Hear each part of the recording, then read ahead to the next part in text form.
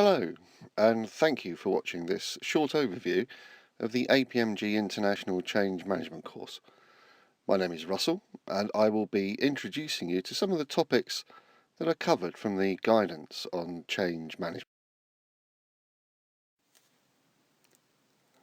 If we can rely on anything in business, it's that our environment is under constant change.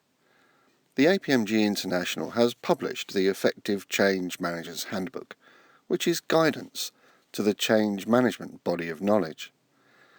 It provides guidance on how this change affects both organisations and individuals by looking at the drivers for this change and how to prepare people for that change and support their learning for their new environments. As communication is key for any of these change initiatives, there is guidance on how to recognise and engage stakeholders to build successful, effective change teams.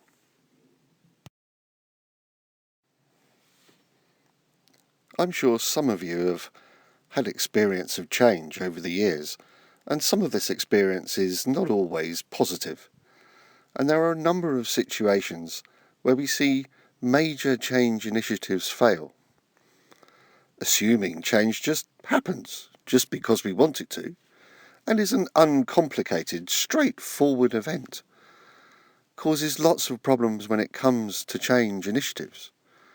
Failure then comes as a complete surprise when the infallible plan crashes spectacularly. Research has shown that as much as 70 to 80% of change initiatives return substantially less than their expected value when the change was planned to begin with. Some organisations, however, do actually show very high success rates when managing change. So there must be something that these organisations are doing that 70 to 80% of other change is not, because the overriding evidence from practicing change managers is that many change efforts fail.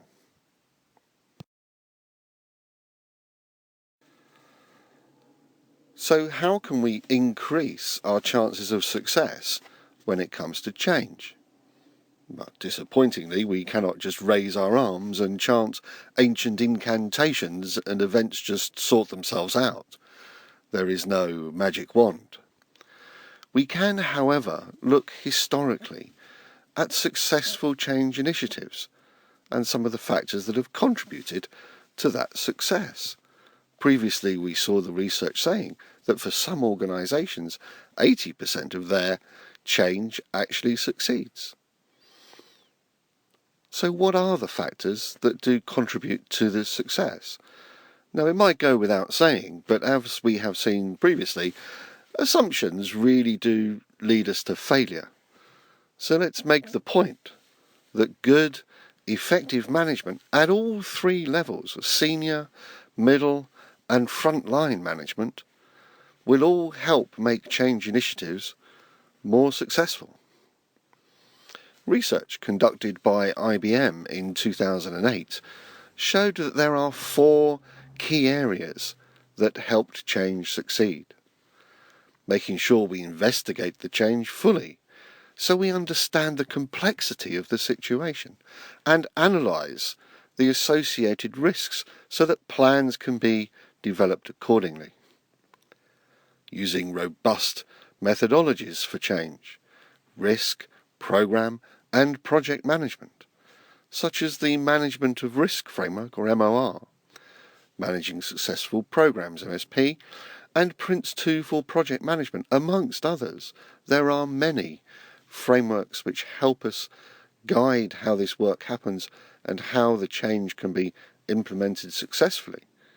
But using these methodologies has shown success in the past. Building skills in the staff involved in the change.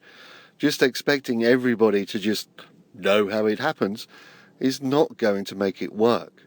We need to make sure that the staff have the appropriate skills in change and invest in the change management principles and procedures that can help make our change initiatives more successful.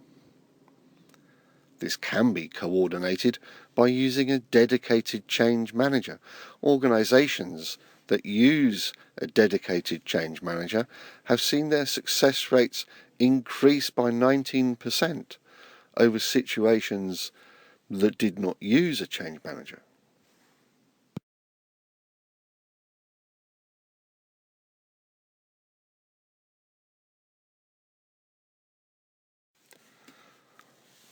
If we look at some of the concepts concerned with change, first of all, how we define it and what we are trying to achieve as organisations, we need to have a strategy to begin with. This strategy defines our vision. It defines our objectives of where we are trying to end up. Having these objectives is quite important then to think about what changes we need to put in place so that our strategic goals can be achieved. The collection of these changes is regarded as our change portfolio, and the portfolio will have a number of these change initiatives within it that when we implement into our organisations will change situations for the people that work for us. These are regarded as outcomes, and these outcomes can be measured in terms of benefits to show how the situation has improved over previously. We can keep a track on how these benefits are making things better if we use scorecarding, so we can compare how the situation is now against what it used to be to see if we are actually getting the required results from the change that has been implemented.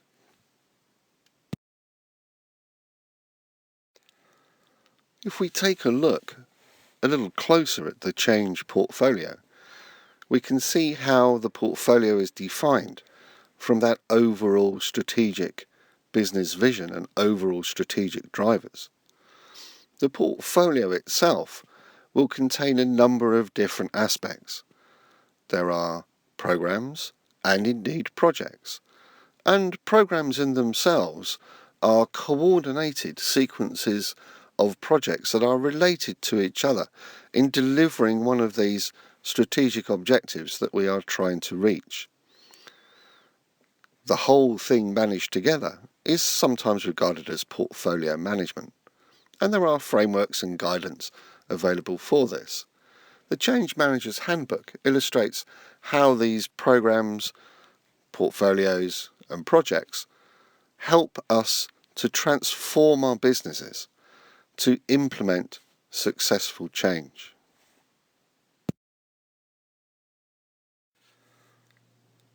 Of course, having a strategy and a vision of where we're going, having frameworks in place to help us deliver our portfolio for change, our programs and our projects, are only just some of the areas that are covered within the Change Management Handbook, and there are many others that are taken into consideration, and far more for me to cover in depth on this brief video. But as you can see from the topics listed, there are lots of areas of change that are regarded within the Change Management Handbook, and lots of these areas help us to make our change initiatives successful. Being able to engage with our stakeholders, communicate with them appropriately, making sure that we address any resistance that we might get towards our change, and how to make sure that change is embedded in the organisation so we don't slide back into the bad old ways of the past. Here at FGI, we offer training in all of these areas at foundation and practitioner level, particularly on the Change Manager's Handbook, but also the other frameworks that help us embed change into our organisations. Program management, for example, with MSP, project management and Prince 2, and even other areas of project management such as the APM framework and also agile methods as well. We can help with the soft skills to prepare teams for change and to make sure that the change is then given the greatest chance of success within your business. So thank you for watching and listening to me over the last few minutes. If you need to get in touch with us about any aspect of change management, any of the frameworks that help change be established in organisations, then please contact us. You can find the details on this particular slide.